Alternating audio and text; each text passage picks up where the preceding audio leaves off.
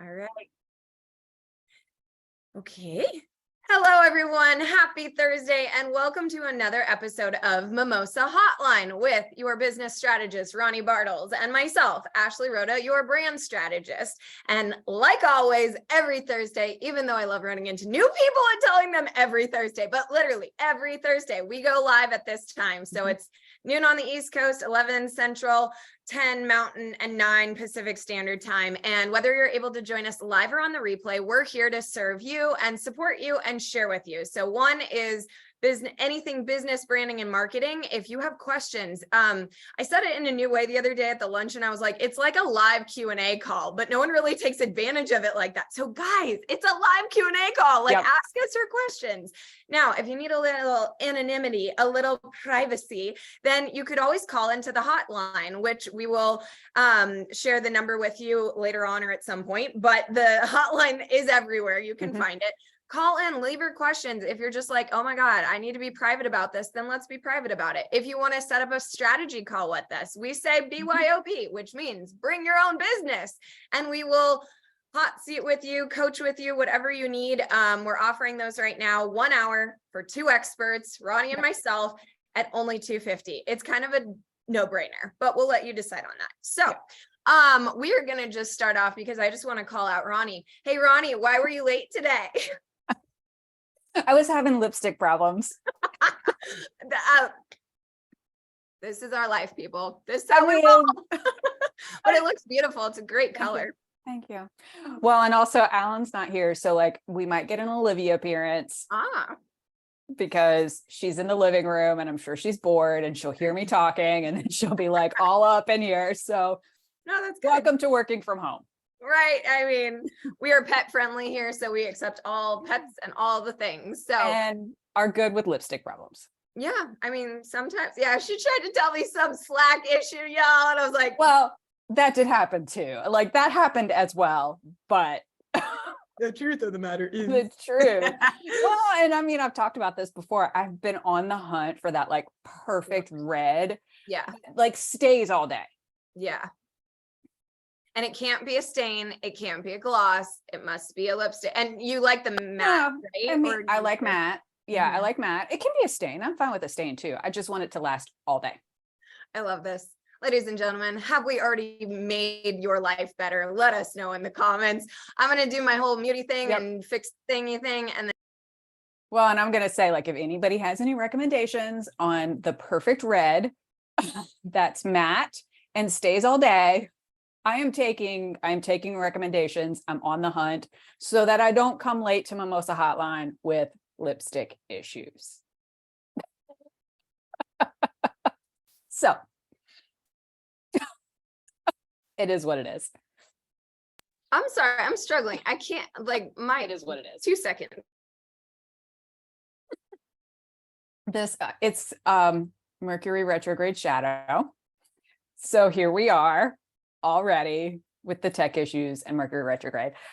I have a feeling today we might. It's been hard. Like I'm trying to pull up Mimosa Hotline and then I pulled it up because we have a viewer. So hey, I want to talk to you. And I'm trying to find our chat, but it's just playing it back. Like I'm trying to pull. I know there's the back noise, but now I can't mute it when I'm in there. Chell. It's just playing it. Oh my. Welcome to Mercury retrograde. It's already started. I had a feeling this morning. I woke up and I saw that you had posted about Mimosa Hotline and I reposted it, I shared it. And my comment was, I have a feeling today is going to be juicy because I woke up today and I was like, this is going to be one of those days that might get into some woo conversation. I don't know. I just had that feeling. Straight up. I'm going to just apologize in advance to everybody. I am trying to get to our chat. Like I can see us. Kathleen. Okay. Kathleen is already in on the lipstick conversation. I knew I needed these comments up. She said, I just want that lipstick when you find it. Oh, so she's like, you do the work and I just want to let me know. I might know by the time I get there next week. We'll see. I know. Now I'm able to see it here. I'm going to try the thing that I tried last time that did not work. So guys, bear with me here. Okay. I know there's the kickback of the sound. If I mute it, whoa, we're fine. Okay. Sorry guys. I swear I do this literally every week. So I'm not sure what today. It was kind of funky, but hello, Kathleen. We were so excited to have you on here with us. We are starting off with the depths of lipstick and the color that must be right for us. It's a thing. It matters, and it matches the outfit. It makes you not look dead. I mean, I have the problem. I'm so freaking white. I look dead without it. So it's just something I have to have, and mine is right here. So well, yeah. and I mean too, like as you get older, you lose the color, the natural color of your lips. So like, yeah. And I know there's crazy people out there that actually have their lips tattooed so that it's like constant lipstick. And I mean, I don't know. mean, Geesh. and well, you're needle phobic, but Needle too. You needle too, needle phobic, but I'd consider it. I would too, except I've heard it's pretty painful, and I can imagine it is, because so I did do the microblading of my eyebrows. First of all, love the results, but somehow my pain tolerance went straight out the window, and I was like a little kid and having the whole like effect of just the needles, and it's a weird experience, but I do like it. It's been almost a year, and I still have the results of it, so I can't speak ill of it, but it's also just not the most fun thing I've ever done. I was like, I think I'd rather something else, but yeah, I'm open to it all. I mean, I'm the girl that gets Botox and filler and all the stuff, so I'm open to it. I went to Botox yesterday. Coming on my hand, and then I'll do it. I'm just like, oh my God. Oh, I will tell you. So like the Botox is super easy. Like, yes, it is needles, but that's easy. But they're like small needles. Yeah, they're tiny. And there's a lot of them. Don't get me wrong, because particularly where you're putting them. But it's like, you don't really feel it. They're so small. Yeah. Filler, on the other hand, you fucking feel. Maybe that's why they call it filler, because you feel it. I mean, filler. My girl's amazing, but it is a different feeling. Yeah. Huh. Yeah. Anyway, there you go. This is how we start, people. I just want to call her out. So anyways, okay, so we should give them something of value today. Actually, no, let's wait. Kathleen says, I wish I could have tattooed eyeliner and lips, but I'm totally nerdle phobic as she I know it. Okay, guys, today is our day with the word needle phobic. So she spells it NRRDLE phobic. And I think she was trying to spell out what you had said, but that's a good one. We always come up with new words too. That's like our thing on the show. So warning, watch out for those. Mm-hmm. Okay, value. Let's get back into our expertise that I swear we have. Maybe we don't today. I don't know. I mean, maybe we should just go off gov and be like, yeah, that she corrects herself, needle phobic. I totally knew what you meant, Kathleen. I was just trying to play along with our game of we can't say needle phobic today. So I can't either. So it's all good. We're friends here. It's fine. Yeah, so we had a few things come up. I guess why don't we just green room live for once? Like, what happened in the last week? Anything that you want to bring up or talk about? I made a few notes, but anything in mind? I'm trying to think, like, I mean, I feel like my week's been so busy, it all like runs together that I can't. I've just been really excited because I feel like in the last week or so, we've done more collaborative work. Like I'm starting to bring every single one of my clients to you and just give you all of the people's, and then also just seeing more people that understand the duality that you have to have branding and you have to have marketing. And so one of them that we will not name names, don't worry, anyone watching, don't worry. But we have one right now that we're working with. And I just really love this project because it's so relatable to everybody. And yes, I agree. We should just talk about it vaguely, no names, obviously, for confidentiality and to protect this client, but also like it would be so nice to open it up just so people don't feel alone, don't feel like they're crazy, don't feel like it's only them, and that they can see that this happens at evolutionary periods and it's not just like a one-time thing. Well, and I mean, to that point too, like this isn't the only client that I work with that is having the same problem at this very moment. Yeah. You know? Yeah, it's been really weird too, talking to you about like your clients, my clients, myself, you, everybody. We all seem to be in this boat right now where there was this huge push of energy. Everybody was in flow. We were all doing all of this stuff.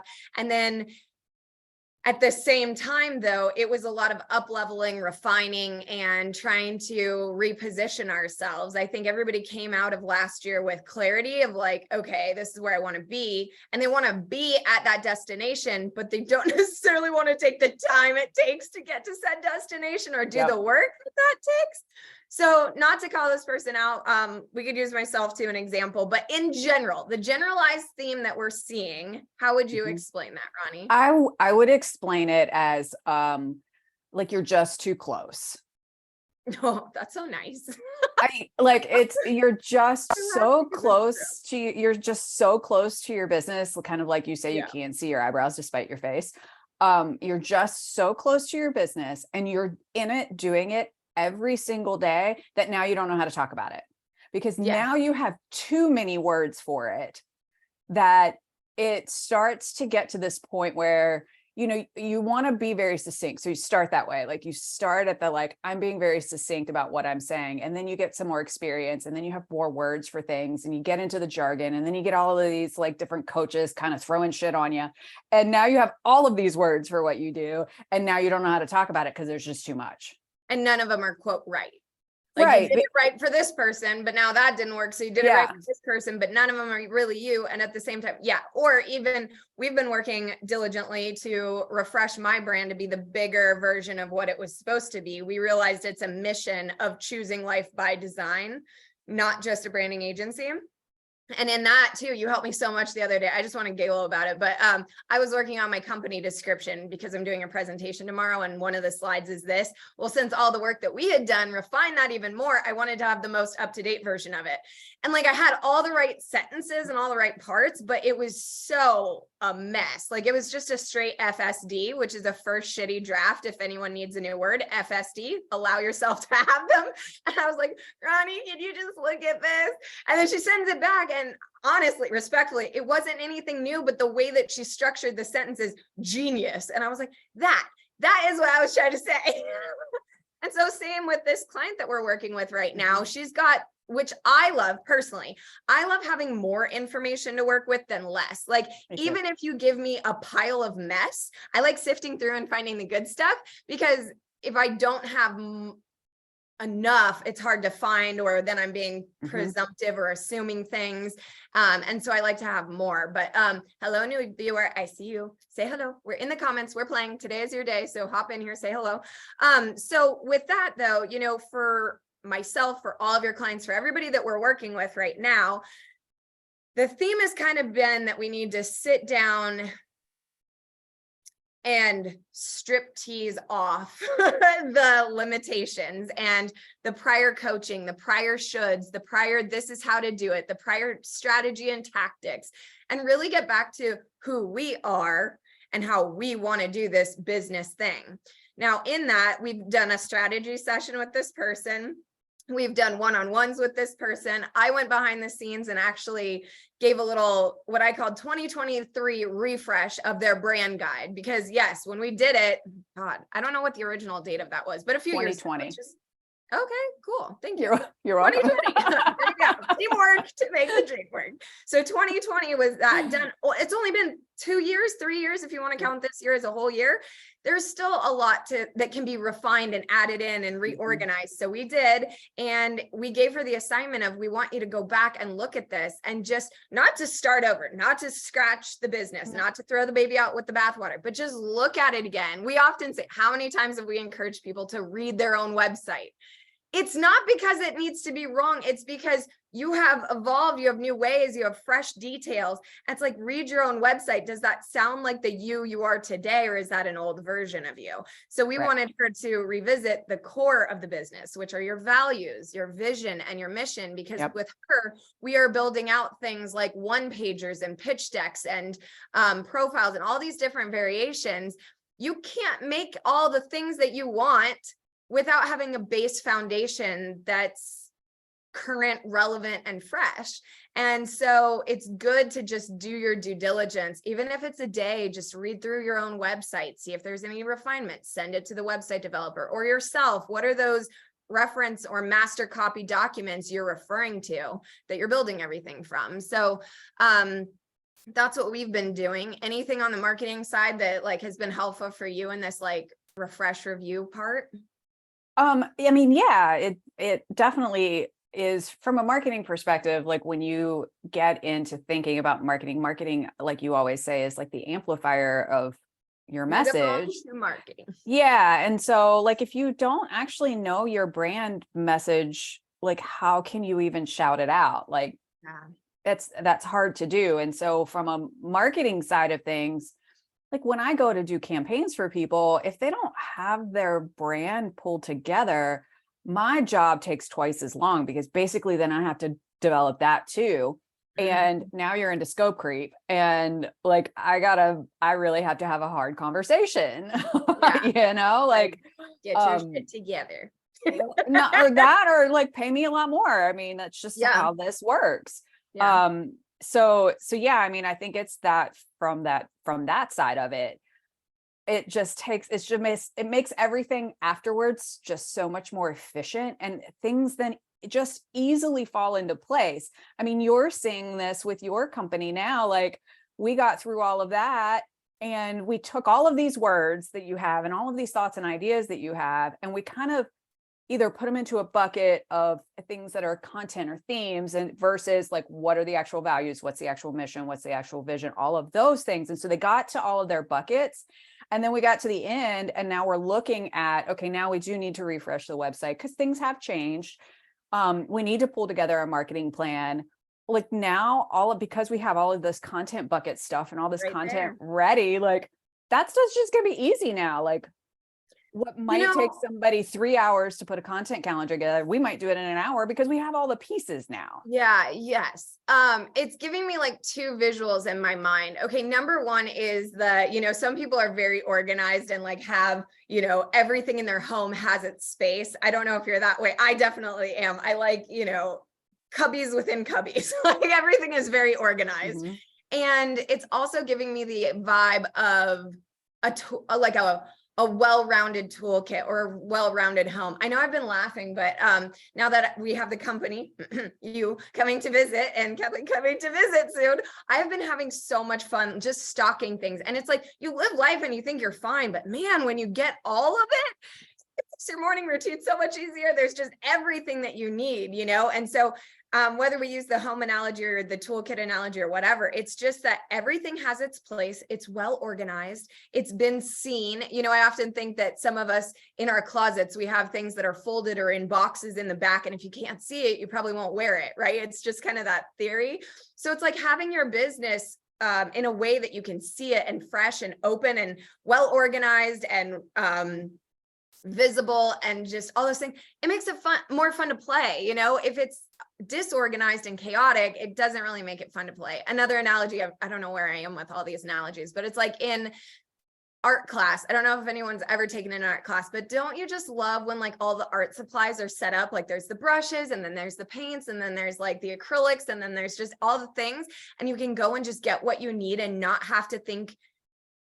As far as like when it's disorganized, like you can just be working on your vision versus needing to like find the paints and organize, and that's bugging you. It's distracting. So I think CEO of Simplicity, one of your genius things is that you kind of organize our chaos and show us and highlight. My favorite thing that you've said to me so far, which there's been many, but when you were like, that's someone else's strategy, not yours, I was like, oh, wow. Like you just have an eye where you can see shoulds, I would say. Like I'm a metal detector of detail. I feel like you're a metal detector of shoulds, and like false tactics. Like they're good. Like every tactic is good, but it's not always meant for you. Do you know what I mean? Kathleen says, good points. I think sometimes I get lost in the forest of my own creation. Recommitment to your goals is key to success. Yeah. And it's like, I don't know, anybody else feeling this way, but it's like, I've been working so long for this one goal that I kind of forgot like what I'm doing at it. Like, why am I doing this again? Like you're just doing such granular tasks of everything that you're kind of forgetting the big picture. It's like when you get that opportunity to step back, go ahead. Yeah. Well, and I was just going to say, like, that's a good point even to kind of reiterate I'm going to just use you as an example because it's like fresh for us. But you had like the one thing that I think you're really good at. I think a lot of people actually, particularly women business owners, are good at this. They're really good at having ideas and getting it down on paper. That I'm not good at, but most people are. And that's because I don't like to journal. But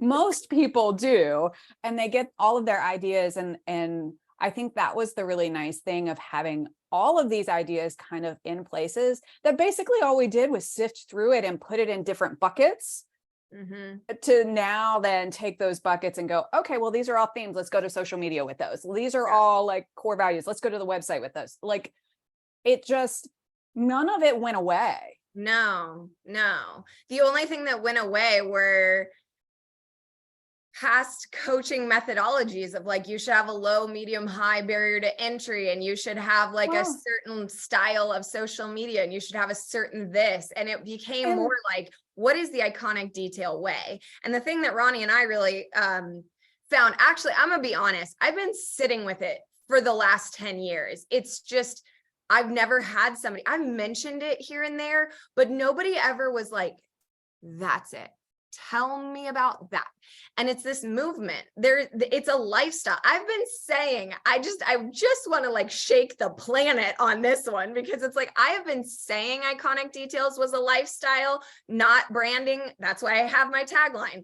Branding is something to be, not something to do. I've been saying it, but no one ever really, I don't know, witnessed it, heard it. I don't know what was different about you, but like you gave it space to be that more than just the quick turnarounds, you know? And I feel like a lot of the coaches I've worked with, while they've all been great in their own right, I'm not trying to just down talk them, but they were so committed to their structure of success and their recipe of success.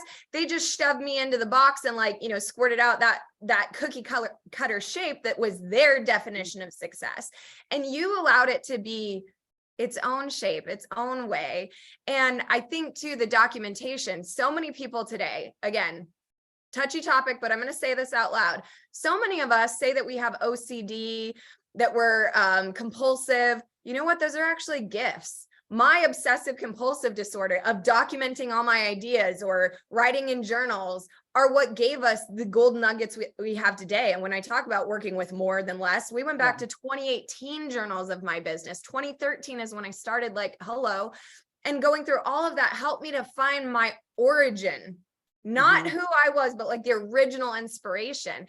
And so when we say all these things like, oh, I'm OCD and I have this and I have that, what if you're just really organized? What if you're hyper vigilant on documenting? And what if you have really great ideas? You just don't have the structure to flow into. Like you said, we're flowing into marketing, we're flowing into social media, we're flowing into a remodel of the website. Like, I just wish people would give themselves a little bit more freedom to be creative in them being them.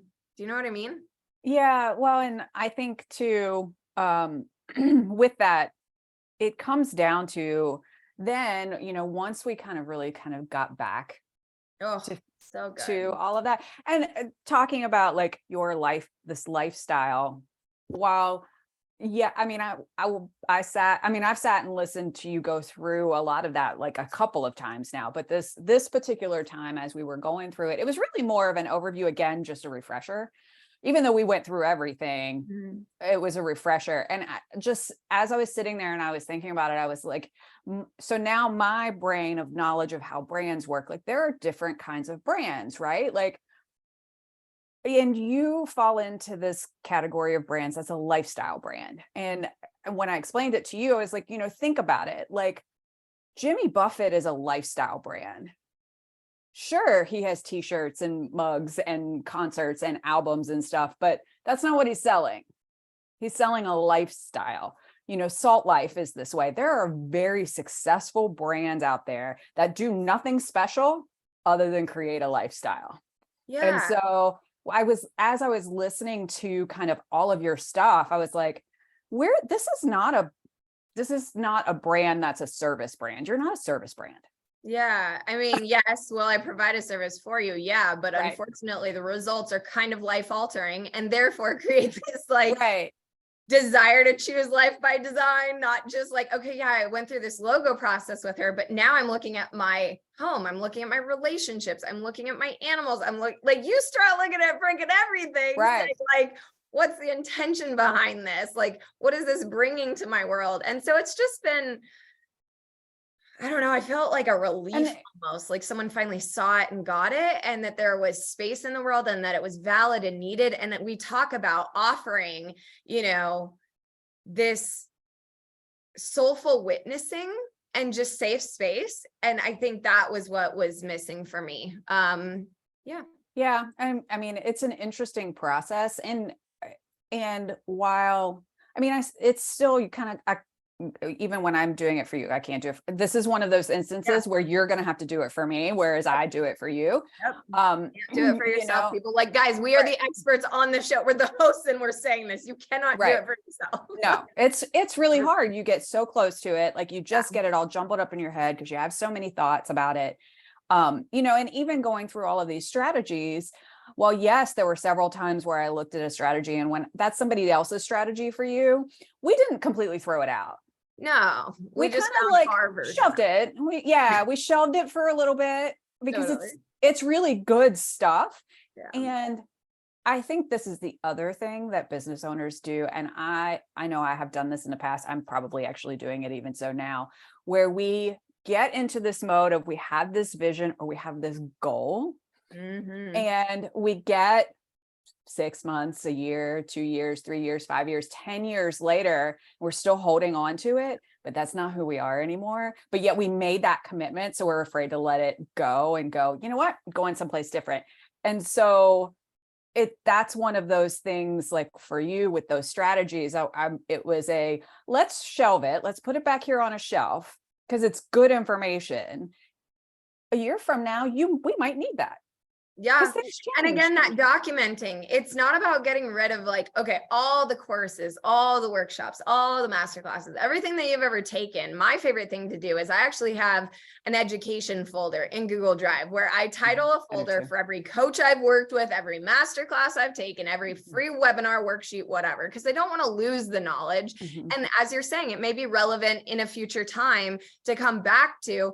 But I think the thing that you and I provide people that no one else does and they can't get anywhere else is a moment to be themselves, in the sense of, like I said it yesterday at the tables, and they were like, it was like the first time I'd ever said it. I was like, no, I say this every week, but that's cool. It's hitting different now. I was like, yes, I have a branding agency, and yes, it's about the logos, business cards, and websites, but more importantly, it's about identifying the details that make you iconic and memorable, and then creating those things from that. And they all had these little epiphany moments. And I was like, "Ooh, that must have stuck different today." Okay. Yeah. But that's the thing, and it's like, and we do this too. What is the iconic detail way? What is the CEO of simplicity way? What is this way? Like, fill in the blank with your own name. Like, what is your way, right? And I think that is where there's differentiation. That's where you get an identity-led business and brand than an applied business and brand, where someone has like painted it on you, told you what to do, how to say it, who to be, and then you just run with it for a while. But I feel like even that success dies out. It's not sustainable. And I feel like it's a little bit more passive. Like those are people that just want, the big list, the big numbers, and they're just there for the sale. Like, I'm going to own that. I said it. I mean, and it's totally okay. Like I actually follow a copywriter that part of her brand is just like, I'm a lazy business owner. It's just me. I'm fine with it. Like I own it. I'm a lazy business owner. And I don't really have this bigger mission of changing the world. I want you to be a good copywriter, and I want to make money. That's my goal in this business. Like it's straight up. She's very like flat out, but that is her brand now. Like that's exactly, so she's owning it, and that's okay too. Like, so even though she's saying she's a lazy business owner and really her goal is just to make money and make you a good copywriter. Yeah. She's technically doing it though. She's technically doing it still, right? That's one of my favorite things about brands is when people say they don't have a brand. I'm like, oh, you do. You just may not be curating it, but you do, like passively or actively, by default or by design. It's good. And then Kathleen says making money is good. It is good. And we all want that. It's just, again, your values also have hierarchy, which I've been showing Ronnie. And I think you may have learned even more by doing mine and seeing how I work with things is that, yeah, you may have 10 values, but the hierarchy of them can sometimes tell you even on opportunity, if you're going to go or you're not. If the opportunity is more in alignment with people that are vision and value driven, they're going to go on that one, where there might be an opportunity to make a ton of money, but for a shit company, I'm not moving on that. Other people would, and by all means. I know I have I'm gonna go with this one. So I have a client with a very wealthy husband, and he approached me to talk about business, and I respectfully declined. And it was a huge thing. They were doing, I don't think this will be anything, I think it's big enough. They were doing a water park outside of Portland, Oregon, huge brand, huge movement to do. And I just was like, no, I'm team, I basically wife name insert. I said, I'm team wife. And he was like, huh? I was like, I'm good. Walked away from that. Like, now it didn't go anywhere. Maybe if I'd gone down that road, maybe if I'd pitched, I wouldn't have even got it anyways. But my values are this, like, I'm not doing that. Like that. So you get to decide. And I think, yes, I still value money for Kathleen's purpose too. I love money. Trust me. I'm having a blast spending it. I love having it. I love making it. I named a cat after the damn thing. It's Moolah. I have money running around every day. Like, I love money. But I think there's also, sometimes, let's go woo with this. Sometimes I feel like it's the byproduct, not the exact result. Like, it comes when, like, how do I want to say this? For me, money isn't the ultimate result. It happens when something else happens. Like, when I show up, I make a good connection and I do my work, money will be there.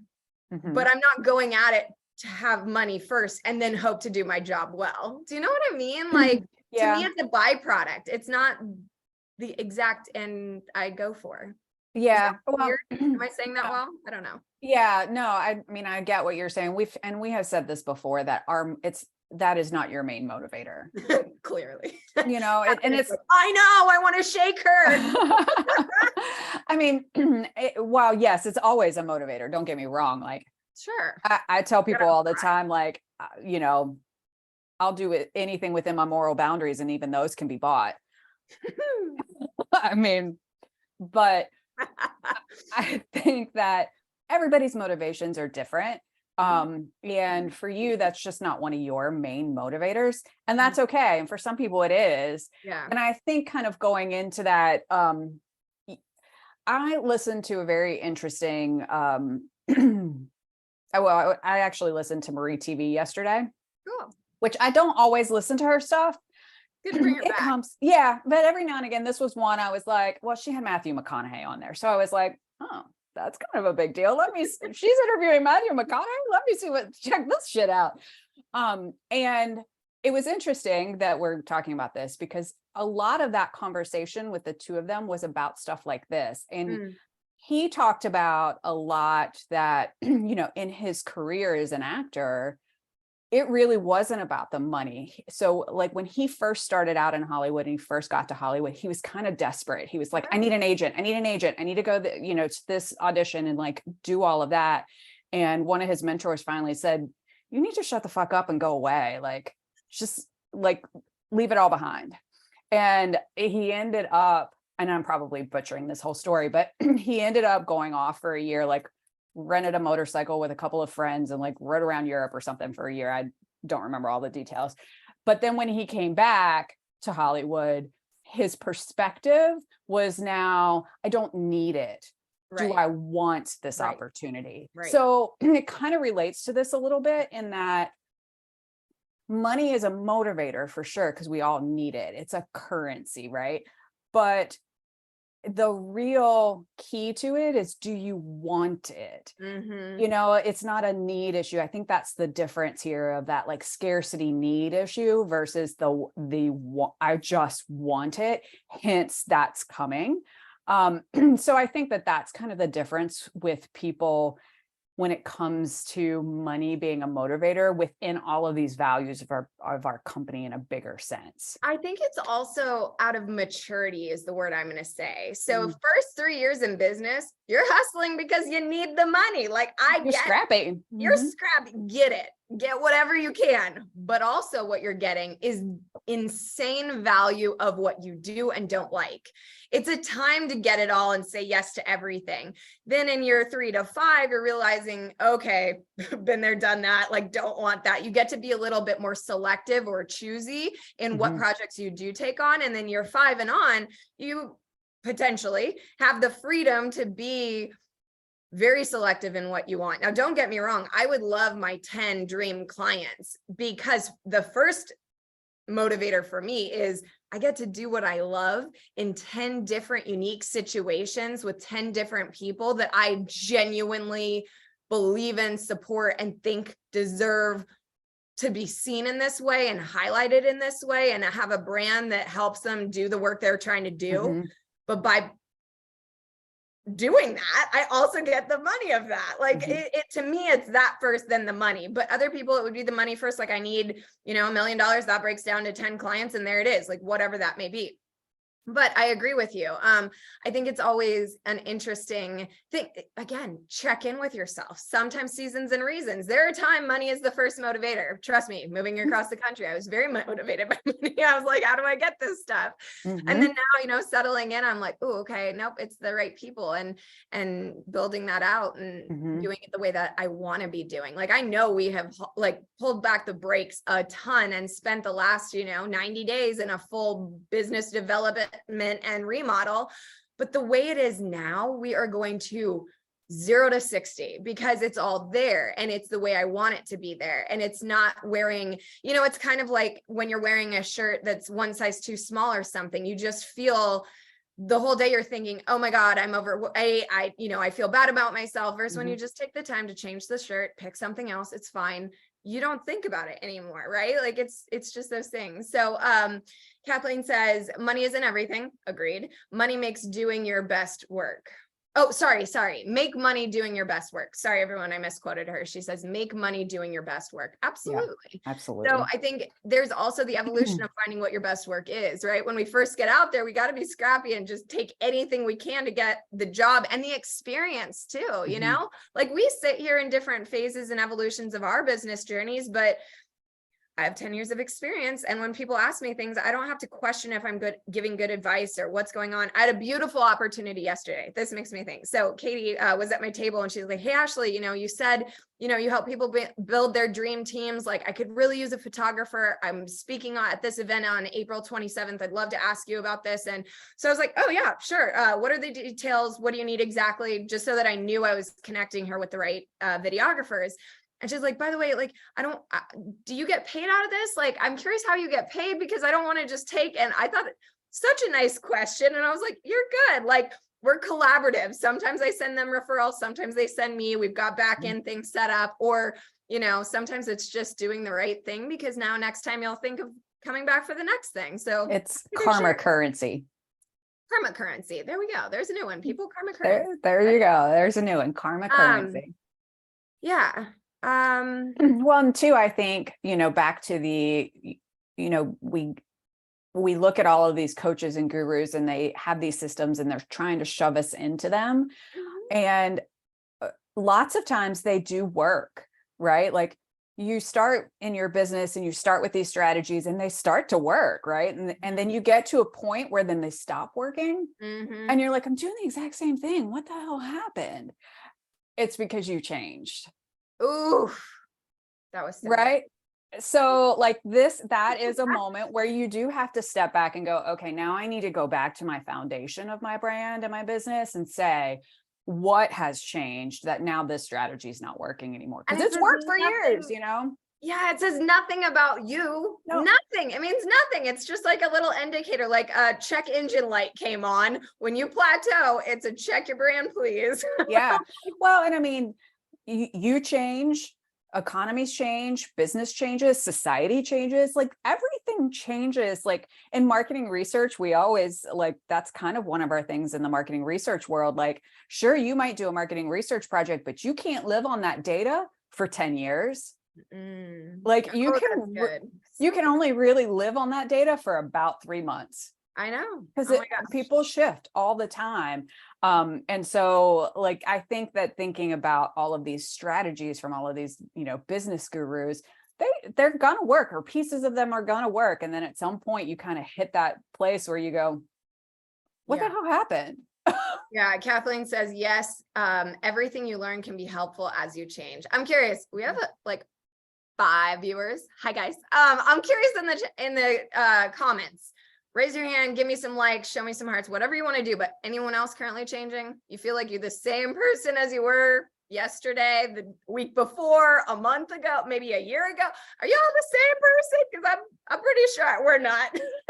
So I love that though. And just having space in our world and awareness of change. I always thought that there was something wrong with me because I love change so much. And I remember years ago, I went out to drinks with a friend of mine, and he said, I had dyed my hair for a project. Funny, you said you'll do anything, we have value, or we have morals, but we're willing, they can be bought, whatever that was, right? I was on a project. The woman thought I should be a redhead, so I dyed my hair red. And I went out to drinks with my friend, and I said, hey, warning, if you're looking for a blonde, look for a redhead, because I dyed my hair. And I got to the table and I was like, hey, did it freak you out at all that my hair is red? And he was like, no, the only stability about you is change. You're constantly changing. And I'm like, wow. And I remember for the last 34 years of my life, I've been trying to find this epiphany of balance. There was like this thing of like 50 somewhere in my life, I'd find balance and and then when it turned out my stability is change, the more change I got into my life, trying to change up the furniture, change up where I live, change my people, change my hair, change whatever, and keep a pleasant level of constant change, I found my balance. And so I think more people need that. So Edie says, I am the agent of change. Nothing stays the same around me. I love that. I love that too. And to be honest, like there are, even in corporations, there are change agents. Like that's their job. Yeah. Edie, is that your tagline, or are you a change agent? Like, is that like your job title too? I'd be curious. So I know there's a baby delay, so I'm going to let them answer the things. But yeah, it's been interesting. And I think more people are so afraid of change, or society says that, there's like a standard and change is bad. Oh, Edie says both. Interesting. So that's both her tagline, agent of change, and she's a change agent in the corporate world. So I love that. Okay, I'm gonna be honest. Like, to me, I should just think, I was like, what is that? Is like your job description to fuck shit up? Is that what you guys put on your resume? Like, I'm dead serious right now. Like, how do you describe that? Because I may want to actually change my career. Like, what is this? Like, so Ronnie, you speak corporate. What does that mean to be a change agent? What is that? Like, who are these people? I think in a corporate setting, the change agents that I've always known have been lots of times they're kind of consultants that probably come in, and really people like me that kind of need to go in and reevaluate strategy and structure to change things, because it's probably one of those situations in a corporation where they've done the same thing for years, and now it's not working anymore. So what do we have to change? Sometimes it has to do with compliance as well, like a compliance regulation changes, and a change agent has to come in and fix that because the new regulation is different. This is so sexy to me. It's like there were 007 agents, but now there's change agents. Like, I want this. So Edie says, a year from now, you wish you had started today. It's on the back of my business card. Booyah. Like, I'm there for that. I know. I need to find your card again, or I need another one, Edie, because I want to see that thing. Because if it didn't stand out that well before for me, I will just personally remake that for you. Yeah, I want that. That's amazing. I love it. No, I remember your card too. I'm weird though. Like, I put it into my CRM and then I check the cards. I don't keep them anymore. I used to have shoe boxes of business cards that were alphabetized by profession, and it was sexy, but I hit too many speed bumps and flipped that little box, and then it just never happened again. So Kathleen says me too. I keep business cards because I love design of business cards and I love the way they feel. And so sometimes when I get a really good business card, I'm like, I'm keeping this because I might steal something off of this. I know.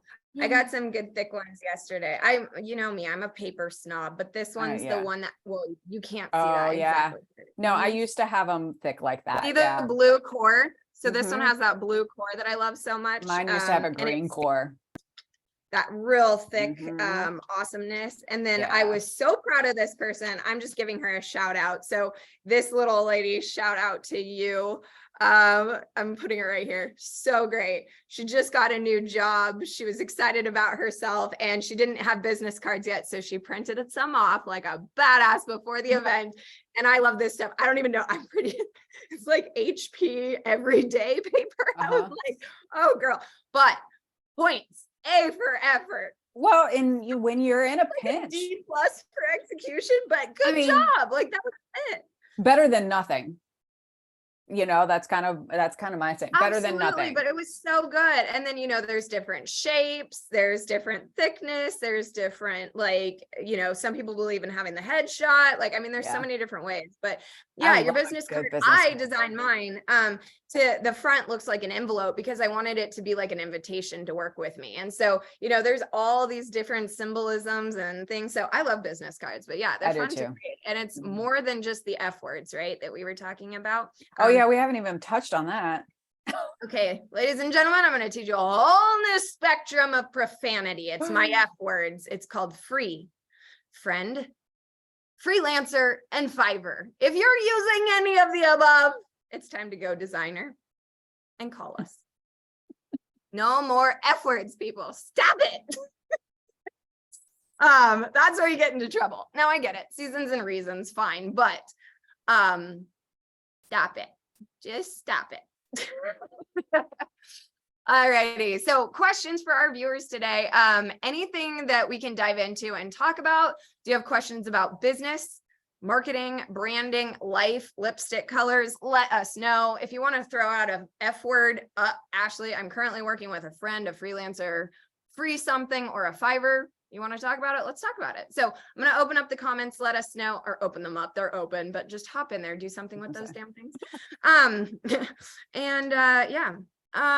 Where to go to next?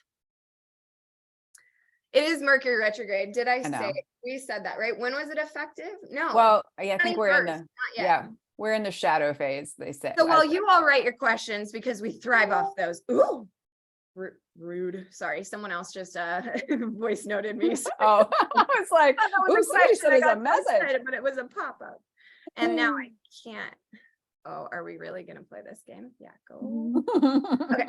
So when you have your questions up for us, and if you don't have anything and you love us, just screwing off, that's fine too.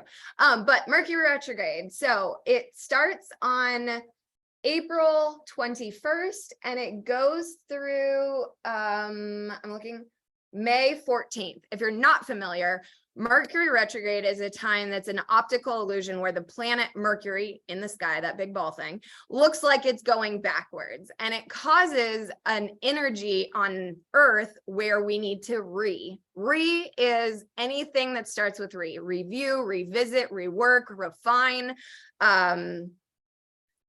re-engage, reacclimate, like anything A lot of people give it this hoaxy bad thing, Now, Mercury does like to play with communication, technology, back up your computers.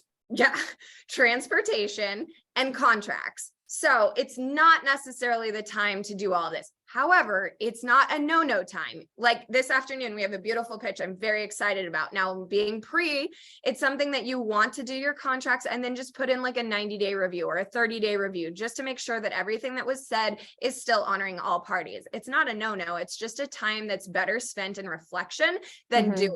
So everything that we've talked about this morning about revisiting your core, revisiting your values, vision, and mission, looking at refining the message you want to share and the strategies that you're using, looking at your lipstick color choices, that is all rework to be doing. So how many of you have heard about Mercury retrograde? That's what I want to know. I mean, you can't escape it anymore on You social can't. And if media. you're like going through times and you're like, what the hell is going on? And you're like, it's not a full moon. So what else could it be? It's probably Mercury. Well, and I do this all the time, like with one of my clients, Marty at W5. He'll like complain about something, and I'm like, it's Mercury retrograde. He's like, you say that as an excuse all the time. And I'm like, It happens multiple times during well, the it year. happens multiple times through the year, and you really only complain about these things during that time. Well, I'm super excited because you got a new computer. How is it serving you? Are you loving it? Yeah, it's definitely been faster. I haven't had as many like errors of it like slowing down because Yeah. of overworking it. I have had a few though still, but it's that point where you're like, you have to re-log into Oh, yeah. everything. I'm like, oh shit. I either have to like go find the password or I have to Yeah. reset it because I don't remember what it is. Yeah. What a pain in the ass. I'm sorry, it's a pain in the ass. Okay. You know what? I got the new phone to fix the one thing that didn't end up getting fixed, and I had to do that. And it's like, all the logins. It is details, but yeah. I know. And I mean, this is just life. Rude. I mean, we can complain about it, but we're not escaping it. All right, guys, no pressure, but I'm putting this on you. We have about 10 minutes left in today's show. What can we support you with? Business, branding, marketing, life, our best interpretation of spiritual woo stuff. Is there anything that we can do for you? I know sometimes I get that when somebody's like, do you have a question? And you're like, no. And you like literally can't think of anything, yet all week you've been thinking of this thing that's like driving you nuts. I'm going to shout out myself yesterday. This was a great day. So at PWCC, Professional Women's Club of Chicago, we do 3 Ps. When did you join Professional Women's Club? Something personal and something professional. And I'm sitting at a table with somebody I'd really like to impress. And I get to my personal and I can't think of shit, nothing.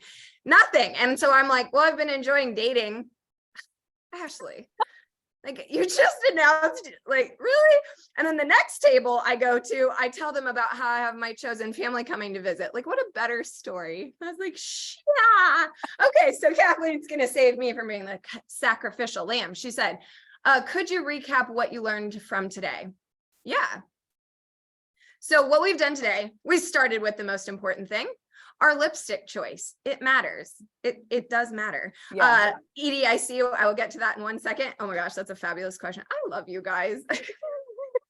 Okay, so what we covered today was we did how to choose the right red lipstick. Ronnie is currently in the hunt for it. Yes, please give me recommendations.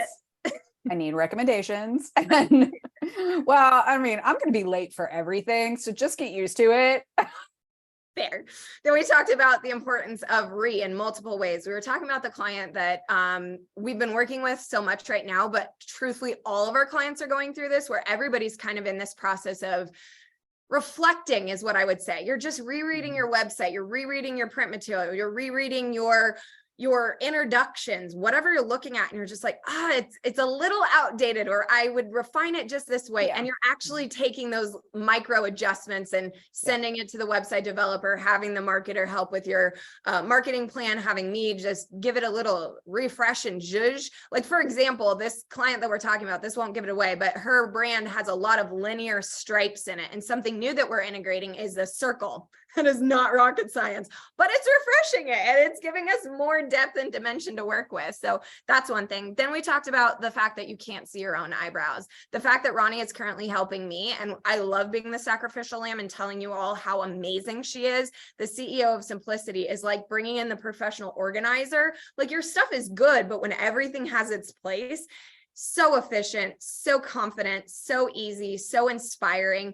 It's everything. But then the tables will turn and it'll be my turn because she can't see her own eyebrows. So we talked about that. We talked about money motivation, and some people, it's a higher priority in their value system than others. And Ronnie came up with the term of karma currency, that sometimes it's about doing the work that brings in the big bucks, and sometimes it's going after the big bucks that bring in the great work. So working through that. Then we told you a little bit about what Mercury retrograde is, and the spiritual woo side of that. And remember, anything rework, review, redo. By the way, don't repurpose X's during this time. that's not in the books. Mine seem to come out of the woodworks. One is flying to Chicago for a week, y'all. And I was like, looking at the calendar, I was like, thank you, Mercury. You're shipping them now to me. What are you doing? Don't repurpose X's. You can repurpose content, but not X's. Anyhow, okay. Well, I hope that was a good review. Edie leaves us with, what is your favorite Oregon red wine? I don't know. I'm trying to think.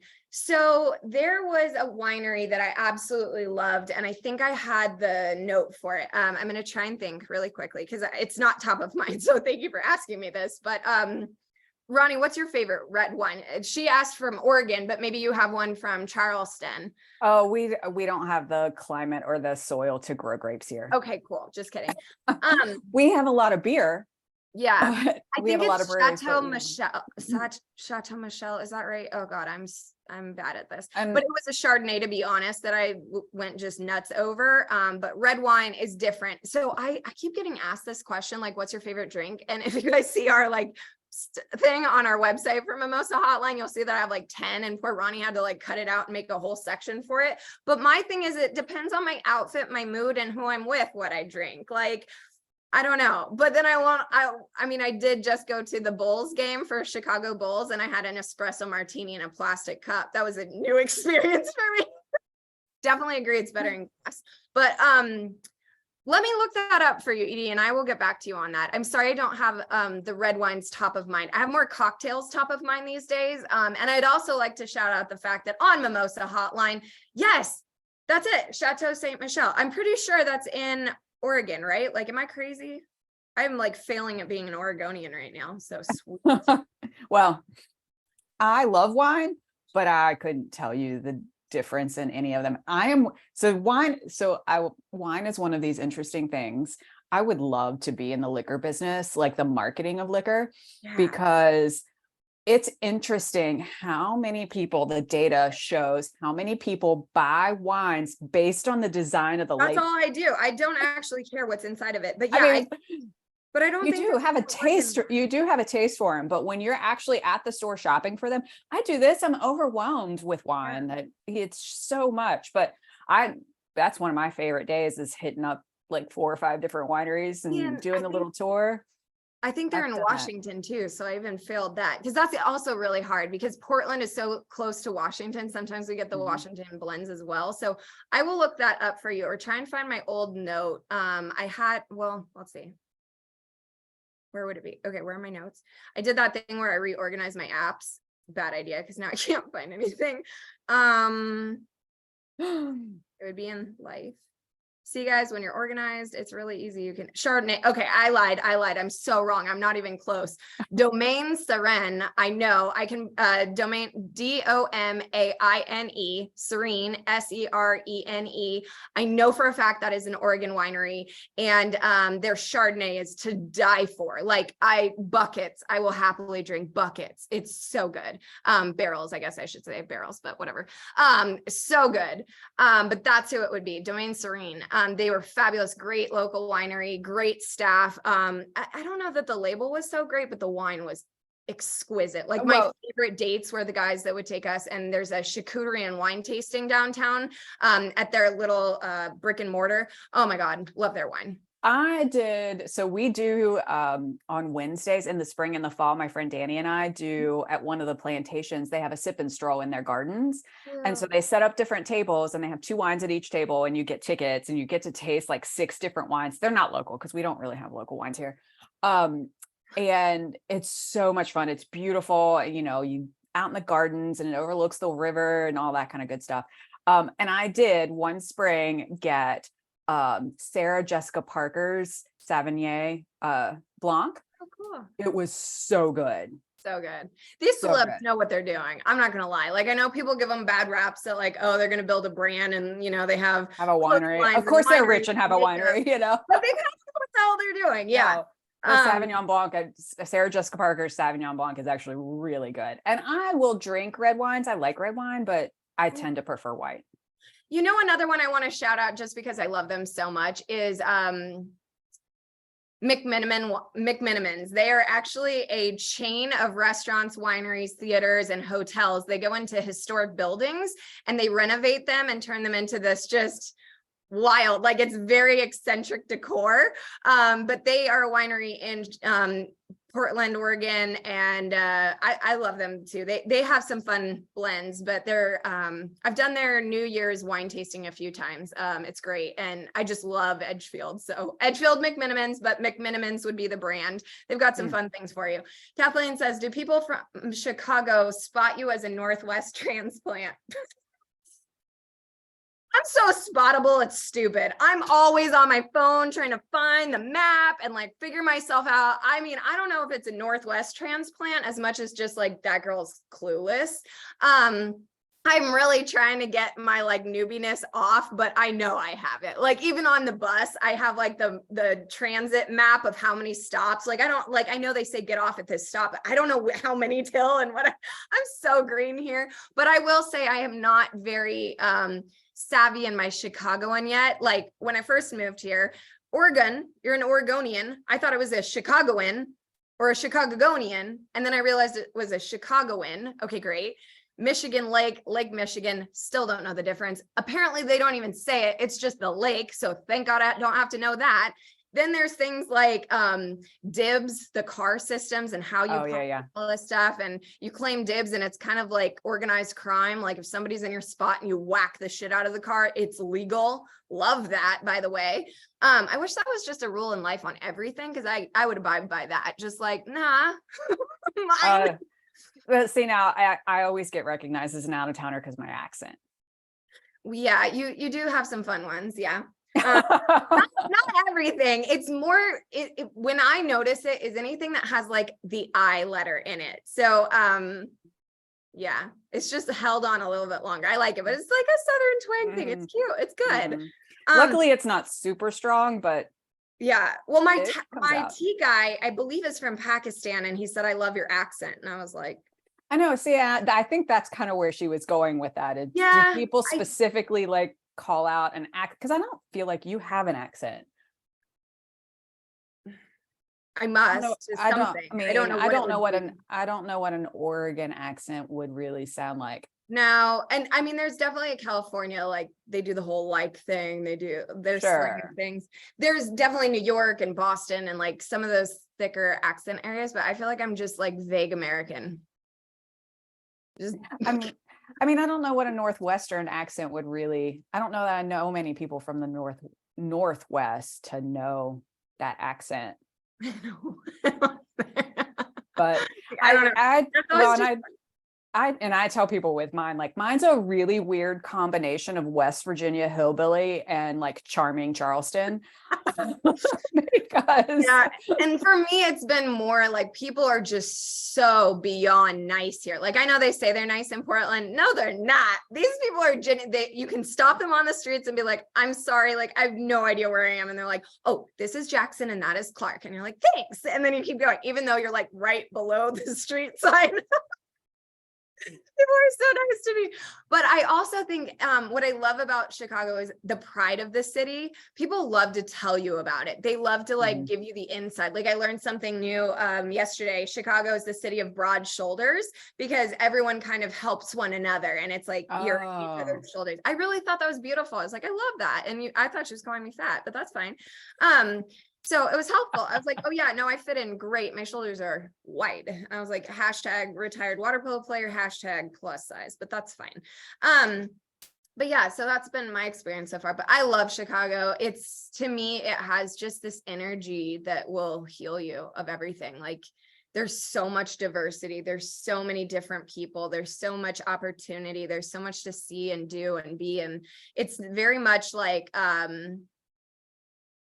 I would say an extreme city, but in it, like the best way, like it doesn't do anything half-assed. Like it snows. It's hot. It's hot. It's like people are nice. They're really nice. Like nothing's kind of like mildly done here. And I like that because I like potency on things. So Kathleen says, oh my gosh. Okay. I don't even know if I can say this right.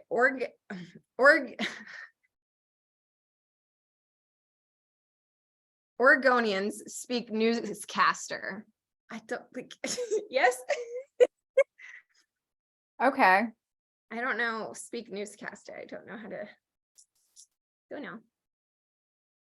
It's a very, I would like, if you think about like when you're watching the news and you're watching an anchor and how they like have a very specific cadence, Huh. you know, it's very even and My cadence specific. bobblehead. I don't know what my cadence would be. Blonde. I don't know. Excited. I don't know. But yes. We are off tangent, people. We have lost all hope of being relevant for you today, but good episode. We will see you next Thursday. A few things that you need to know. No, we won't next Thursday. Dialogue for it. So No, she no. said there's a dialogue. What? We will not see them next Thursday. That's true. We won't. Glad you're here with us today, Ronnie, because we will not.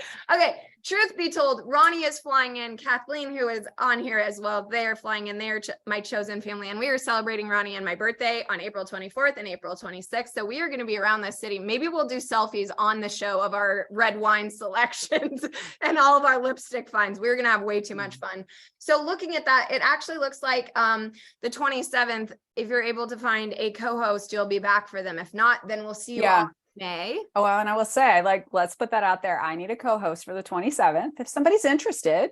You know, I'm going to shout her out because she might be really fun. Edie, you'd be perfect for this. I don't know if you want to do this, but Gala Girl, get your booty on this show. It'd be so fun. Shout out to Gala Girl, Edie Ellis. That would be really fun. Enjoyed being in the comments. We loved having you all. We hope that we gave you a little bit of insight today, either from lipstick or reviewing or getting into Mercury retrograde and using that for your benefit.